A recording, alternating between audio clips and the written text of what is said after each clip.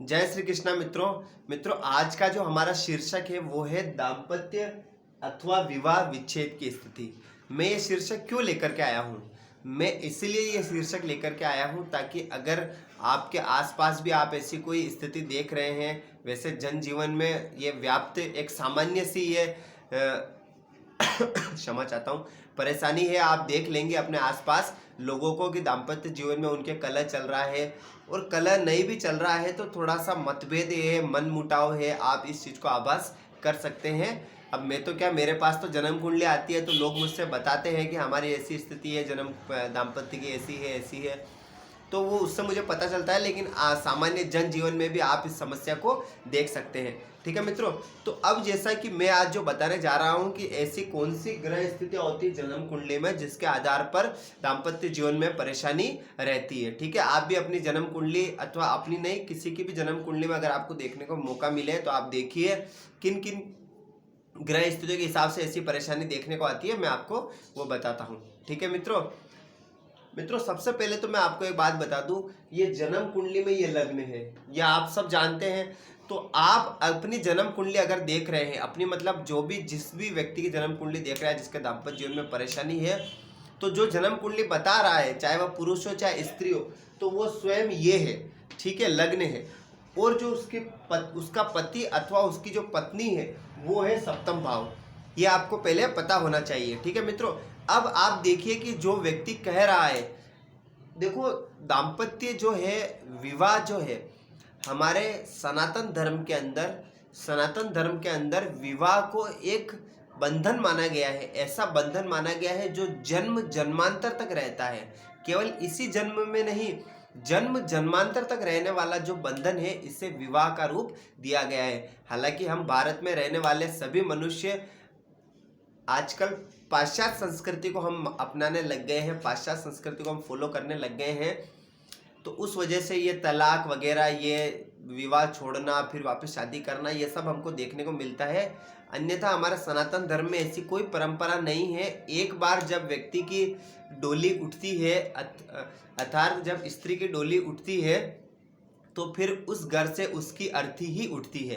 ठीक है मित्रों, ये है हमारा सनातन धर्म, ये है हमारे संस्कार। लेकिन हम पाश्चात्य संस्कृति को मानने लग गए हैं, तो पाश्चात्य संस्कृति को फॉलो करते हुए हम ये तलाक और ये सारी घटनाएं हम अपने जनजीवन में देख रहे हैं। ठीक है मित्रों, चलो मैं उस पर नहीं जाऊंगा, लेकिन मैं आता हूँ आपको जन्म कुंडली में। मैं आपको बताता हूँ कि जन्म कुंडली में वो कौन सी स्थिति होती है, वो कौन सी दशा नहीं, वो कौन सी ग्रह स्थिति होती है जिससे ये दाम्पत्य जीवन में परेशानी हमको देखने को मिलती है। ठीक है मित्रों, तो देखो दाम्पत्य जीवन में आप इस प्रकृति अर्थात ईश्वर ने, भगवान ने, जो ब्रह्म स्वरूप जो भगवान है, जो अनंत जो है, अनंत भगवान शिव को कहा गया है, जो अनंत है, जो इस सृष्टि को चला रहे हैं, उन्होंने इस प्रकृति का निर्माण इस प्रकार से किया है कि आप देखेंगे कि लग्न जो कि व्यक्ति स्वयं है और उसकी जो सप्तम राशि है वह उसकी पति अथवा उसकी पत्नी है,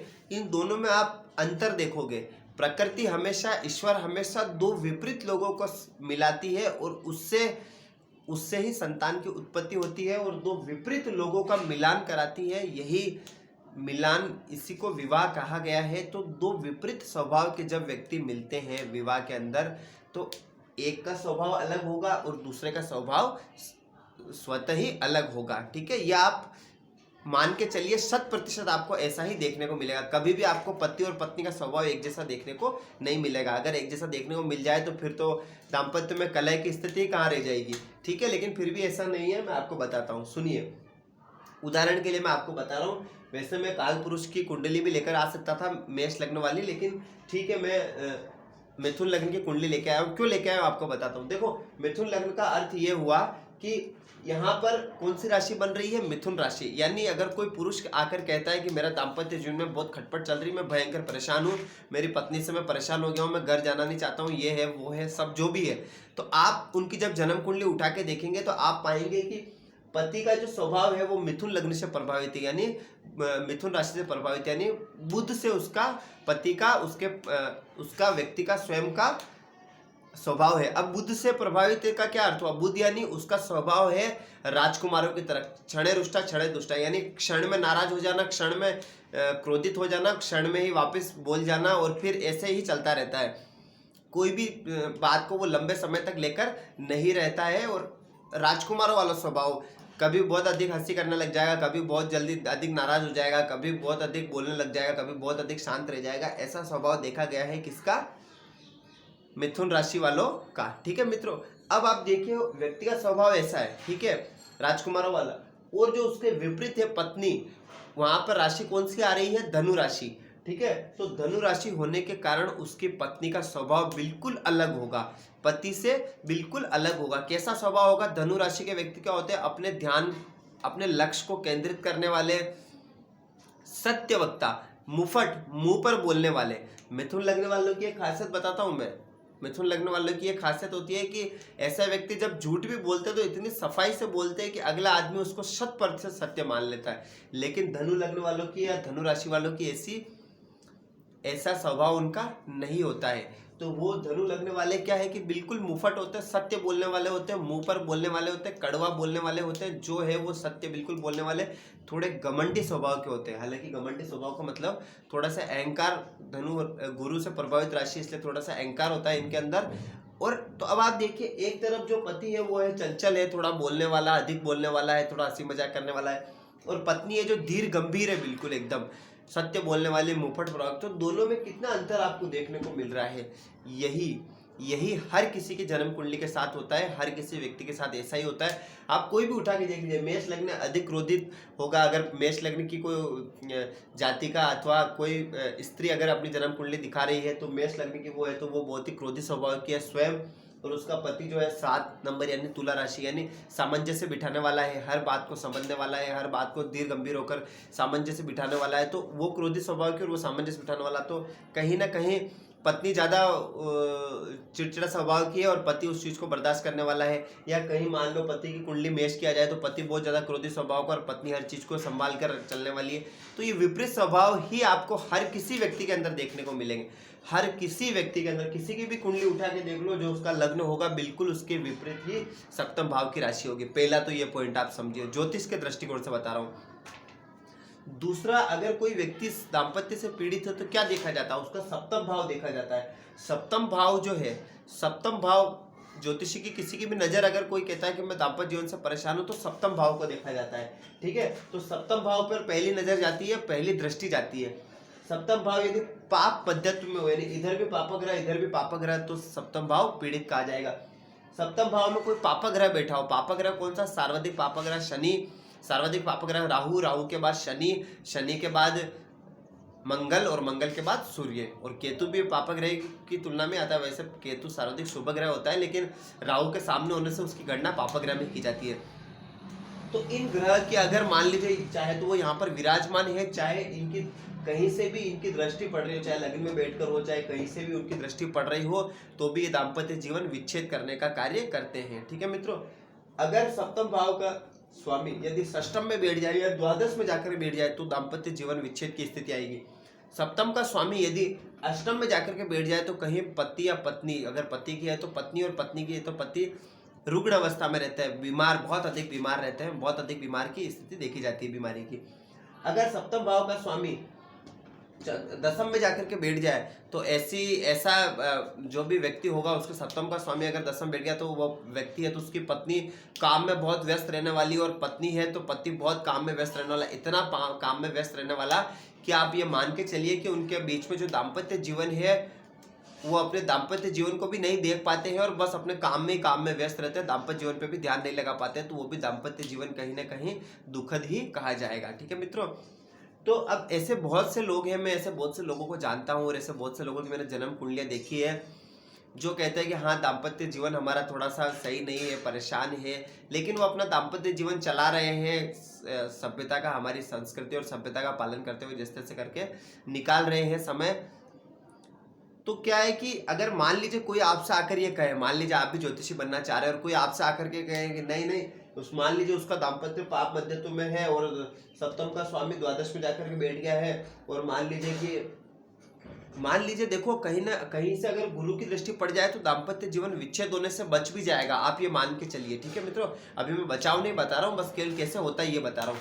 ठीक है, तो कोई आपसे कहे कि नहीं नहीं हमारा दाम्पत्य जीवन तो ठीक चल रहा है, ऐसा कोई ज्यादा विशेष समस्या नहीं है, तो वो अगर व्यक्ति कह रहा है कि नहीं हमारा कोई दाम्पत्य जीवन विच्छेद की स्थिति नहीं है, हमारा दाम्पत्य जीवन सही चल रहा है, तो इसका मतलब कहीं ना कहीं आप मान के चलिए कि उसके दाम्पत्य जीवन में वो सुखद अनुभव तो नहीं है, बस वो अपना समय निकाल रहा है। ठीक है, लोक लाज के हिसाब से और जो लोकाचार के हिसाब से वो ठीक है अपना समय निकाल रहा है, पति अपने हाल में मस्त है, पत्नी अपने हाल में मस्त है, लेकिन उनका दाम्पत्य जीवन वो जो सुखद अनुभव होना चाहिए दाम्पत्य जीवन में वो देखने को नहीं मिलेगा। ठीक है मित्रों, क्योंकि ग्रह की स्थिति अगर इस प्रकार की है तो 100% ग्रह अपना कार्य करेंगे और ग्रह अपना प्रभाव देंगे ही देंगे। वैसे दाम्पत्य जीवन को और बारीकी से देखने के लिए नवमांश देखा जाता है, नवमांश के अंदर पता चलता है कि हाँ भाई दाम्पत्य जीवन की क्या स्थिति है, लेकिन मैंने आपको ये मोटा मोटा बता दिया।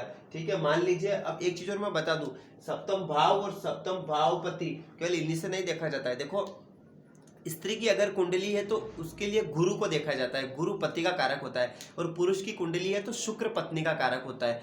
तो अगर मान लो किसी पति की कुंडली देखी जा रही है, पुरुष की कुंडली देखी जा रही है, तो उसके शुक्र को भी देखा जाएगा क्योंकि पत्नी का कारक शुक्र होता है।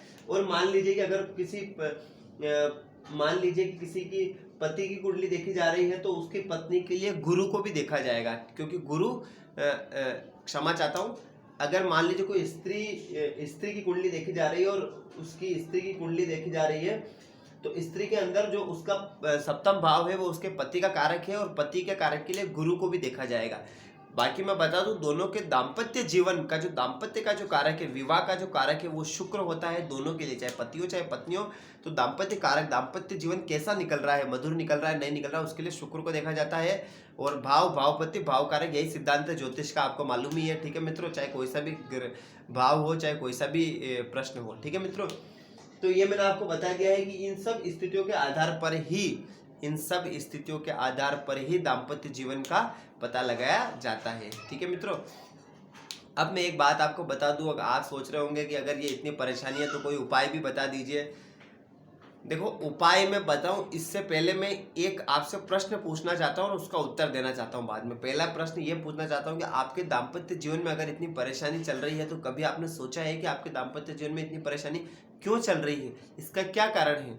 जब आप कारण ढूंढने चलोगे तो आपको एक भी कोई उत्तर नहीं मिलेगा, कोई कारण नहीं मिलेगा, कोई कारण नहीं है। तो फिर आपके दाम्पत्य जीवन में इतनी परेशानी क्यों चल रही है? क्यों आप अपनी पत्नी को नहीं देखना चाहते और क्यों आपकी पत्नी आपको नहीं देखना चाहती? ऐसा क्यों?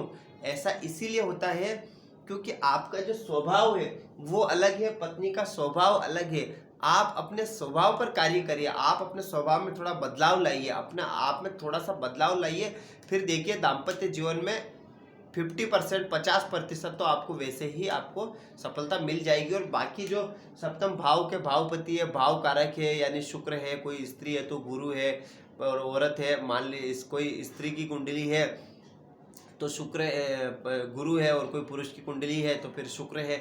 ऐसा करके मतलब कि अपने अपने जो भावपति है उस ग्रह को बलवान करिए, कहाँ पर बैठा है उसकी आराधना करिए, तो इन सबसे दाम्पत्य जीवन को मधुर किया जा सकता है। ठीक है मित्रों, और दूसरा मैं बता दूं कि स्त्रियों के लिए कहा गया है कि अगर मान लीजिए कि कोई भी स्त्री अपने दाम्पत्य जीवन को सुखद करना चाहती है तो उन्हें माँ गौरी की आराधना करनी चाहिए, और बस यही है, माँ गौरी की आराधना करनी चाहिए। उपाय तो बहुत सारे हैं, बस अपने शुक्र को बलवान करिए, और ग्रह स्थिति जन्म कुंडली देखने के बाद ही हम किसी रिजल्ट पे निकल सकते हैं कि सप्तम का कारक कौन है।